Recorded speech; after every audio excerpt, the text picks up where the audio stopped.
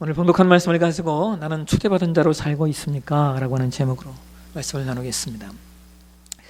우리나라 초창기에 선교가 이루어졌을 때 선교사님들이 한국 사회를 이렇게 보면서 놀랐던 것 중에 하나가 술 문화와 담배 문화였다고 합니다.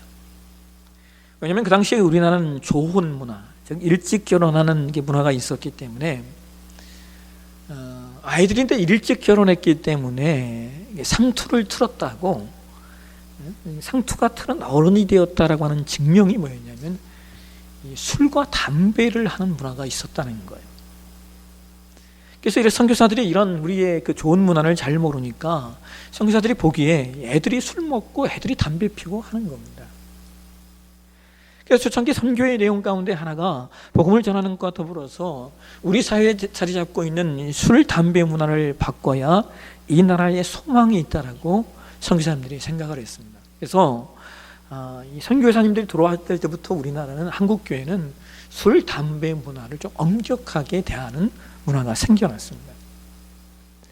근데 사실 이러한 것들이 한국 사회를 바꾸는데 또 일조를 해요. 왜냐하면 당시에 어른들이요, 지역사회에서 뭐 술이나 담배나 술이나 먹고 담배나 피고 뭐 하면서 건달같이 사는 사람들에게 했던 말이 뭐냐면요, 너 이놈 교회 가야 사람 돼 라는 말을 했다는 거예요. 그러니까 그 당시에 사람들의 어떤 삶의 문화와 환경과 그 다음에 삶의 양태를 바꾸는 일들이 교회를 통하여 많이 일어났다는 겁니다. 여러분, 성경에도 술에 관한 말씀들이 참 많이 등장을 해요. 그런데 재미있는 것은 술이 우리가 생각하는 것처럼 그렇게 나쁜 의미로만은 성경에 쓰이지 않았다라고 하는 것들을 우리가 좀 확인하게 되는데요. 성경에 등장하는 술은요, 대부분 포도주인데 이것은 기쁨과 환희에 대한 하나의 상징으로 쓰이고 있는 것들을 보게 되었어요. 그래서 유대인들에게 있어서 특별히 잔치하는 날에 술이 떨어진다라고 하는 것은 있을 수 없는 일이었습니다. 그런데 오늘 저와 여러분이 봉독한 말씀 요한복음 2장 3절에 보시면 성경이 이런 말씀을 하고 있어요. 포도주가 떨어진지라 라고 성경이 말합니다. 여러분, 유대인 사회에서 잔칫날에 포도주가 떨어졌다라고 하는 것은 기쁨이 끊어진, 그래서 절망적인 상태가 되었다라고 하는 것을 말하는 것인데, 그래서 이러한 상태에 있었던 이 혼례잔치에 예수님의 육신적 모친인 마리아가 예수님께 이렇게 말하는 겁니다. 저들에게 포도주가 없다고 말입니다. 여러분, 가나의 혼인잔치의 축복이 뭔지 아십니까? 그것은 포도주가 떨어졌다는 거예요. 유대인들에게 혼인잔치에 포도주가 떨어졌다라고 하는 것은 그들에게 기쁨이 사라지고 절망적인 상태가 되었다는 것인데, 왜 가나의 혼인잔치에 포도주가 떨어졌다는 것이 축복이냐? 포도주가 떨어졌기 때문에 그들이 비로소 예수님을 찾기 때문입니다. 포도주가 떨어지지 않았다면 그들은 예수님을 찾지 않았을 것인데 떨어졌기에 찾은 겁니다. 여러분, 우리의 삶에도 때로 떨어지는 일들이 있죠. 인생의 떨어짐, 인생의 끊김, 때로 인생이 멈춘 것 같은 시간들이 있어요. 근데 중요한 것은 바로 우리가 그러한 시간 속에서 무엇을 바라볼 것인가 라고 하는 거예요. 지난주에 읽었던 글 가운데 그런 내용이 하나 있었어요. 이렇게 판촉하고 판매하는 그런 사업을 하시는 분들이 하는 말인데요. 이런 말을 하는데요.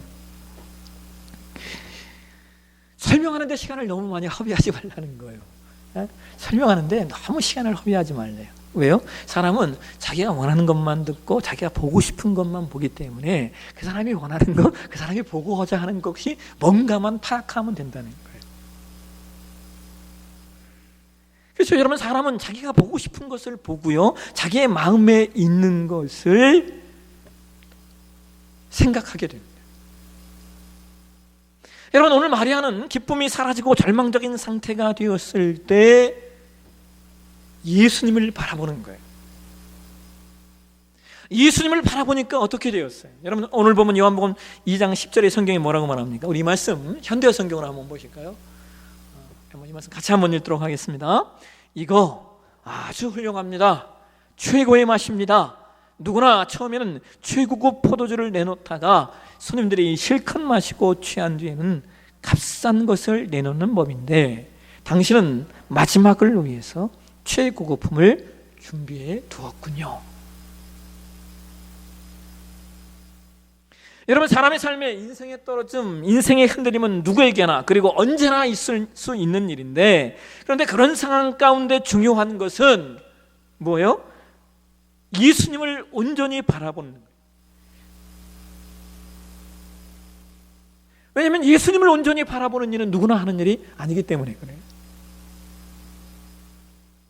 이 일은 믿음이 있는 사람만이 할 수 있는 일이에요.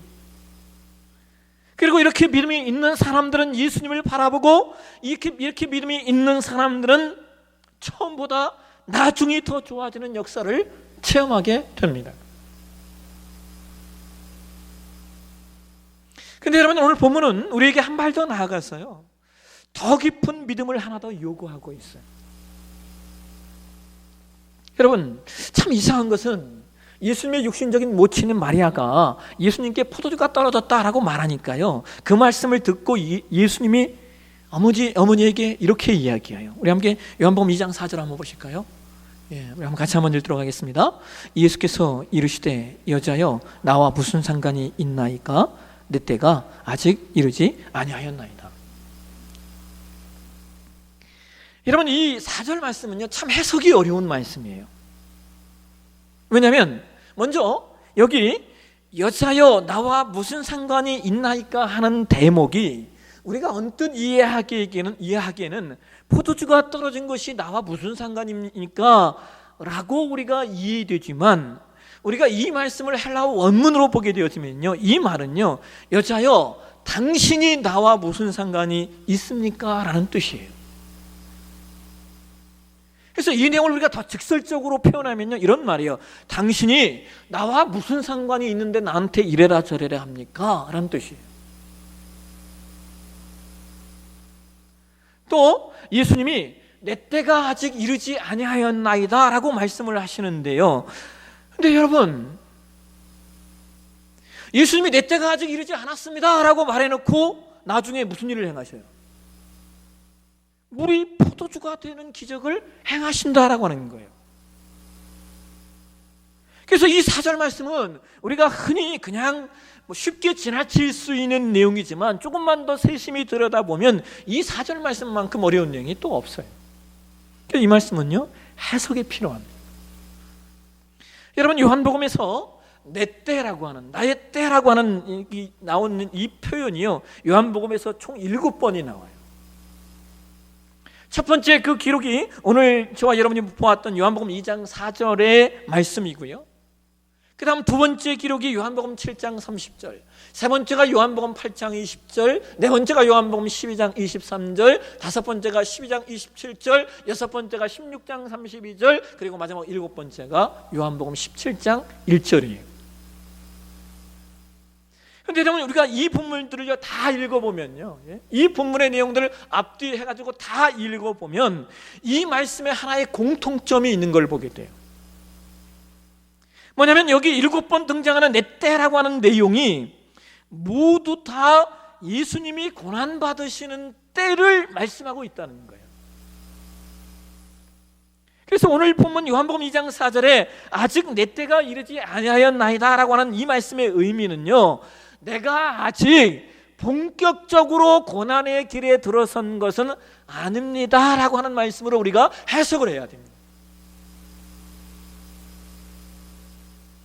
그래서 여러분, 오늘 보면 요한복음 2장 11절에 성경이 그런 말 하잖아요. 요한복음 2장 11절 한번 보실까요? 같이 한번 읽겠습니다. 예수께서 이 표적을 갈릴리 가나에서 행하여 그의 영광을 나타내심에 제자들이 그를 믿으니라. 자, 여러분 보세요. 요한복음 2장 11절에 그의 영광이라고 하는 이 내용이요,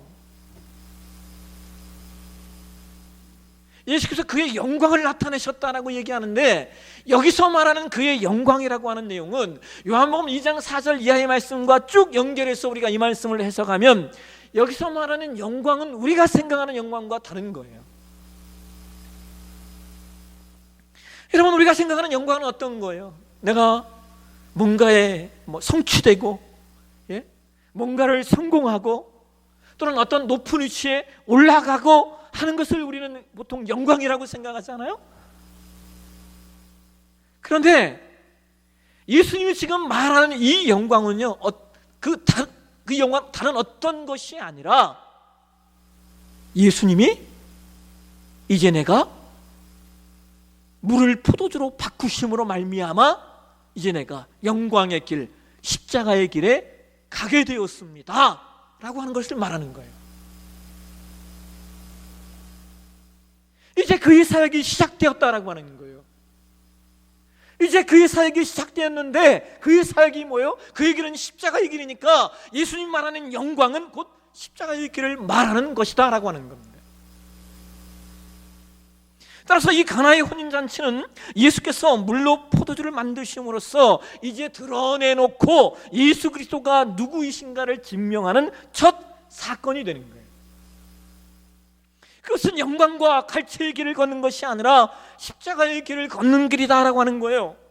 그래서 가나의 혼인잔치의 기적은 축복과 영광의 시작이 아니라 죽음과 고통과 눈물의 길이 시작되었다라고 하는 것을 성경 우리 가운데 말하고 있는 겁니다. 그래서 여러분, 요한복음 2장 4절에 여자여 당신이 나와 무슨 상관이 있나이까? 내 때가 아직 이르지 못하였나이다 라고 말씀하시는 이 말씀의 의미는, 나는 나의 영광을 드러내려고 이 땅에 온 게 아닙니다. 나는 단순히 이적을 행하러 온 존재가 아닙니다. 나는 죽어마땅한 하나님의 진노의 대상이 된 인생들을 하나님과 화해시키기 위해서 온 자입니다. 그러니 나에게 뭔가를 요구하시려면 그런 차원에서 요구하십시오. 예수님이 이 이야기를 하고 계신 거예요. 여러분, 예수님이 공생애를 시작하시면서 최초로 하신 일이 세례를 받으시고, 그 다음에 바로 등장하는 내용이 뭔지 아십니까? 예수님이 40일 금식하시죠? 예수님이 40일 금식하시자마자 어떤 역사가 일어나요? 마귀의 역사가 일어나죠. 마귀가 예수님을 시험합니다. 마귀가 그렇게 말해요. 마태복음 4장 3절에 마귀가 그렇게 말합니다. 네가 만일 하나님의 아들이었던 이 돌들로 명하여 떡두미가 되게 하라. 그래서 예수님 뭐라고 말씀하세요? 마태복음 4장 4절에 사람이 떡으로만 살 것이 아니요 하나님의 입으로 나오는 말씀으로 살 것이다 라고 말씀하세요. 예수님이 마귀의 얼굴에 완펀치를 때리시는 거예요. 꼼짝 못하게. 근데 여러분 기억하세요? 돌을 떡이 되게 하는 것을 거부하신 예수님이요, 나중에 오병이어의 기적을 일으키시네요. 여러분, 이게 이해가 되세요? 또 마태복음 4장 5절과 7절을 보시면요, 이제 마귀가 예수님을 성전 꼭대기에 세워놓고 말해요. 뛰어내려라. 하나님의 천사들을 명하여 너를 다치지 않게 할 거야. 그랬더니 예수님 뭐라고 말씀하세요? 주 너의 하나님을 시험치 말라라고 말씀하셔요. 근데 여러분 기억하세요? 나중에 예수님이 어떤 일을 행하십니까? 바다 위를 걸으셔요. 여러분, 이 얼마나 서로 대치되는 사건이에요? 앞에서는 우리는 떡으로 사는 존재가 아니야 라고 말씀하시고 우병이어 베푸시고, 앞에서는 하나님 시험하지 마 라고 말씀하시고 뒤에서는 예수님이 물 위를 걸으신다고요. 여러분, 예수님이 마귀의 시험에 대해서는 마귀가 원하는 대로 반응을 하지 않으셨는데 왜 그의 공생의 사역에서는 오히려 그보다 더 엄청난 일들을 행하셨을까요? 그 이유는 마귀가 요구하는 시험들은 모두가 다 자신을 증명하는 시험들이요, 자신의 영광을 드러내기 위한 시험들이었기 때문에. 근데 예수님은 자신의 영광을 위하여 부름받으신 것이 아니라 나는 그런 일을 하기 위해서 이 땅에 온 존재가 아니라는 거예요. 여러분, 벌써 예수님이 뒤에 행하신 오병이어의 기적도요, 여러분, 이게 예수님의 영광을 위해 드러나신 내용입니까? 아니요. 사람들이 배고팠어요. 사람들의 배고픔을 해결해 주시고, 더 나아가 예수님이야말로 하늘에서 내려온 산떡이라고 하는, 여러분, 이것이 나중에 무엇과 연결되는 줄 아세요? 예수께서 이것은 내 몸이니 너희가 받아 먹으라 라고 하는 말씀과 연결이 돼요.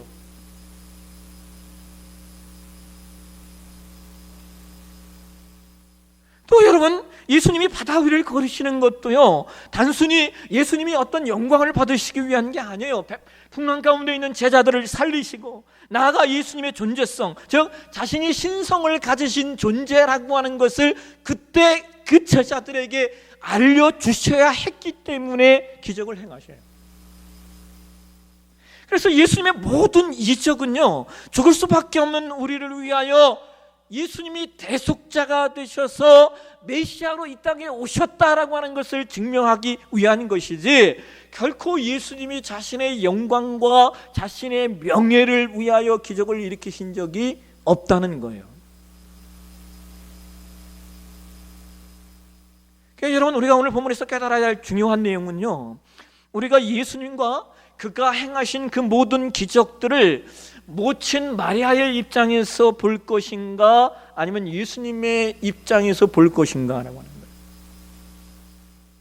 여러분, 우리가 마리아의 관점에서 예수님을 이해하고 마리아의 관점에서 예수님의 기적의 사건을 보면요, 어떤 문제가 생기는 줄 아십니까? 누가복음 12장으로 한번 가보실까요? 누가복음 12장 13절과 14절 말씀을 함께 같이 한번 읽도록 하겠습니다. 무리 중에 한 사람이 이르되, 선생님, 내 형을 명하여 유산을 나와 나누게 하소서 하니, 이르시되, 이 사람아, 누가 나를 너희의 재판장이나 물건 나누는 자로 세웠느냐 하시고. 여러분, 이 말씀을 이해하시겠습니까? 계속해서 말씀드리지만 예수님께서 그토록 많은 기적을 보이신 이유는 단 하나의 목적을 위해서예요. 인간이 얼마나 큰 죄인이며 그래서 예수님이 이 땅에 오실 수밖에 없었다라고 하는 것을 확인시키시기 위해서예요. 그런데 사람들은 예수님을 어떤 식으로 이용하고 있어요? 주여, 우리 형이 아버지의 유산을 몽땅 차지하고 오리발을 내밀고 있습니다. 그러니 오셔서 어떻게 좀 해결해 주십시오. 여러분, 사람들이 이런 일에 예수님을 동원시킨다라고 하는 것은요, 예수님이 이 땅에 오신 이유와 목적을 모르기 때문에 그래요. 그러니까 여러분, 한번 생각해 보세요. 오늘 우리가 예수님을 언제 제일 많이 부르고 언제 제일 많이 찾는지 말입니다. 여러분, 예수님의 공생의 당시에 얼마나 많은 사람들이 예수님을 따랐습니까? 예수님이 그의 공적 생애를 사시는 동안 이루 헤아릴 수 없는 사람들이 예수님 따랐죠. 근데 여러분 기억하시죠? 예수님 십자가에 달렸을 때는요, 다 도망가 버리고 여성 몇 명, 그리고 제자들 중에는 사도 요한 딸랑 한 명 십자가 밑에까지 따라왔어요. 왜 그 수많은 사람들과 여러 제자들이 다 도망갔을까요? 여러분, 마태복음 16장 16절을 보면 베드로가 예수님에 대해서 이런 고백을 해요.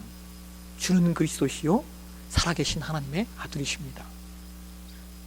여러분, 이게 무슨 말이냐면요, 주는 그리스도시다, 주는 예수님은 메시아시요, 당신은 하나님의 아들이다, 이 말은 당신은 하나님이시다, 그 얘기를 하고 있는 거예요. 왜? 사람이 사람을 낳으면 사람이고 개가 개를 낳으면 개 동물이고, 예? 하나님의 아들이라고, 그분은 하나님이신 거예요.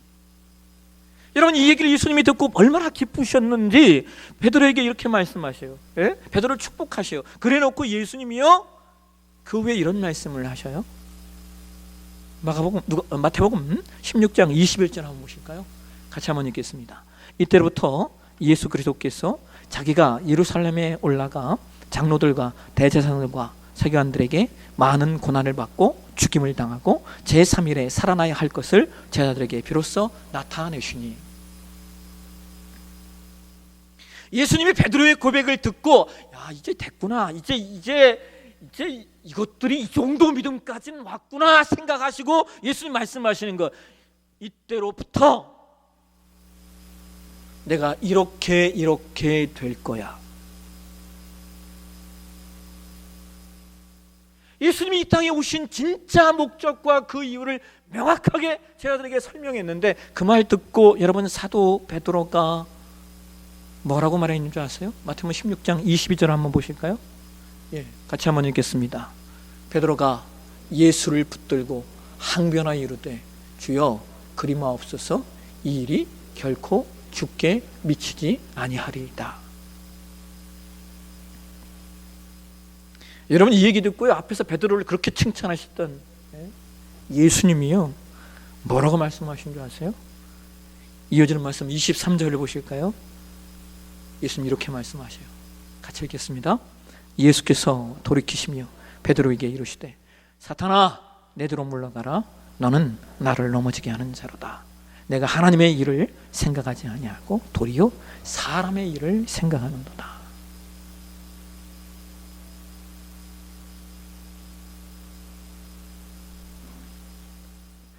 베드로의 신앙이 이 정도 된 줄 알았는데 거기까지 못 왔다라고 하는 거예요. 베드로야, 너는 아직도 사람의 일을 생각하고 있니?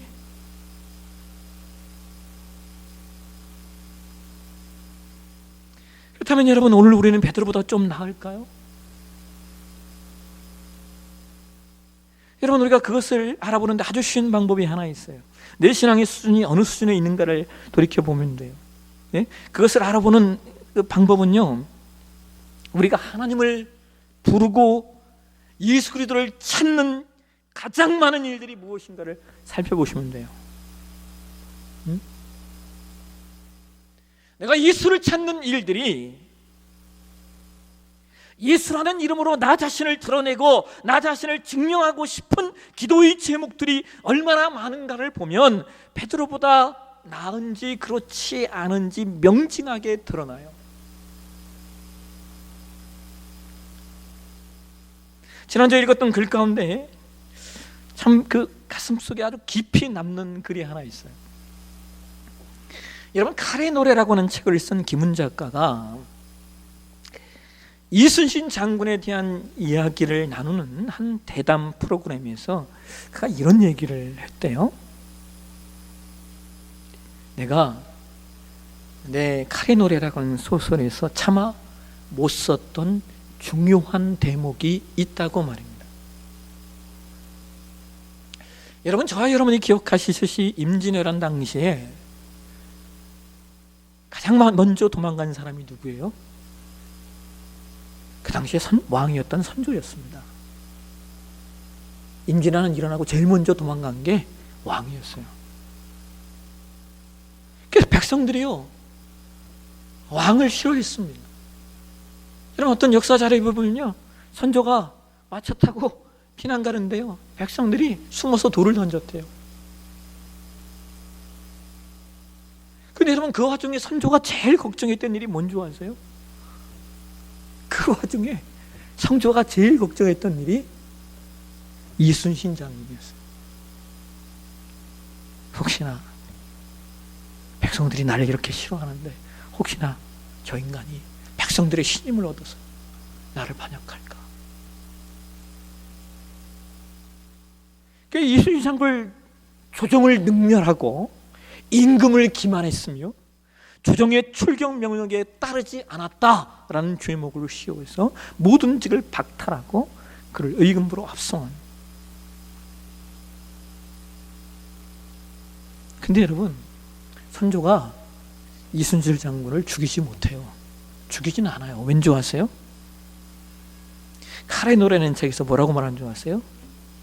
그러므로 나를 살려준 것은 결국은 적이었다. 예? 이러면 얼마나 아이러니하세요? 아이러니합니까? 선조는 이순신을 죽이고 싶었는데 못 죽이는 거예요. 왜? 일본 군대 때문에. 그러니까 이순신이 산 건 뭐예요? 야, 내가 적 때문에 살았구나 이거예요. 이순신 장군이 살아남아 백의종군 하는데요, 근데 여러분 참 놀라운 것이 그렇게 글쓰기를 좋아하고, 여러분 이순신 장군은 많은 글을 남겼습니다. 이순신 장군의 난중일기를 보면요, 그 글이 얼마나 세밀한지 몰라요. 얼마나 디테일하게 글들을 남겼는지 몰라요. 그렇게 글쓰기를 좋아하고 많은 글을 남겼던 이순신 장군이요, 여러분 단 한 번도 왕에 대한 적개심이나 왕에 대한 미움이나 왕에 대한 증오심을 말하고 있지 않다는 거예요. 심지어 취중에서도 그런 말을 뱉은 적이 없대요. 김훈 작가가 이렇게 말해요. 그분은 그렇게 가슴에 다 묻고 간 것입니다.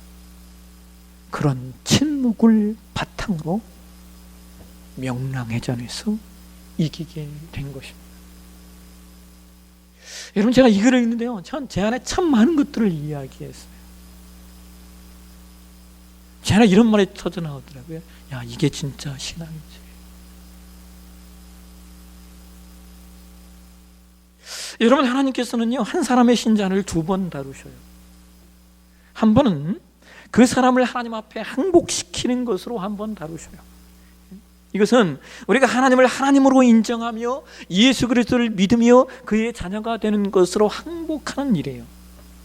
근데 여러분, 그러고 나서 하나님은요, 한 번 더 우리를 다루시는데요, 그것이 뭐냐? 우리로 나의 영광을 위한 신앙에서 하나님의 영광을 위한 신앙으로 한 발 더 나아가도록 한 번 더 우리를 다루셔요. 전에는 신앙의 목표가 나이기 때문에 나의 성공과 나의 잘됨이 목표였다면, 이제는 내가 깨지고 또 때로 무시당하고 때로 부서져도 그것이 하나님의 영광이라면 괜찮습니다.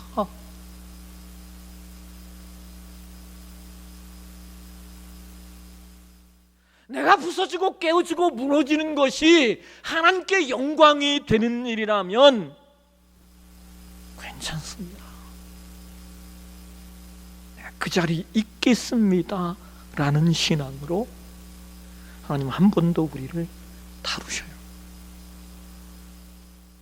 여러분, 우리가 분명히 기억해야 할 사실은, 신자로서 하나님께 항복하는 그 순간부터 그에게 일어나는 그 어떤 기적도, 그에게 일어나는 그 어떤 사건도 자신을 위한 일이 없다는 거예요. 왜요? 로마서 14장 7절이 말하는 것처럼 신자는 우리 중에 그 아무도 자기를 위하여 사는 자가 없기 때문입니다.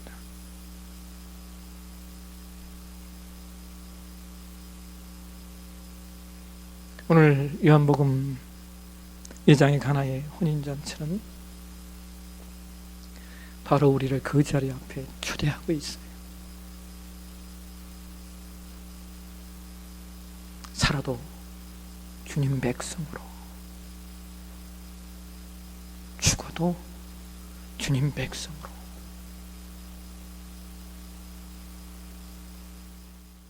우리가 신자가 되었다라고 하는 것은 예수님을 내 존재의 증명을 위한 수단으로 사용하는 것이 아니라 내 존재가 예수님의 영광이 되는 거예요.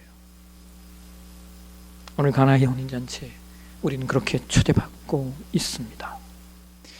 이 초대받은 자로서의 여정, 성실히 살아내겠다고, 그 위치까지 가겠다고, 그 수준까지 가겠다고 결단하는 저와 여러분의 신앙 되시길 주의 이름으로 축원합니다. 기도하겠습니다. 하나님, 오늘 우리를 그렇게 초대해 주셔서 감사합니다. 우리가 가야 할 길, 우리가 이루어야 할 그 신앙의 목표와 내용이 무엇인지 보게 하시고 우리로 그 신앙 살아내게, 그 아무도 자기를 위하여 사는 자가 없다라고 고백하는 그 신앙 우리의 신앙이 되게 하여 주옵소서. 그러신 예수님의 이름으로 기도합나이다. 아멘. 우리 단계 자리에 일어나셔서 바송의 찬양, 내 평생 사는 동안 함께 찬양하시겠습니다.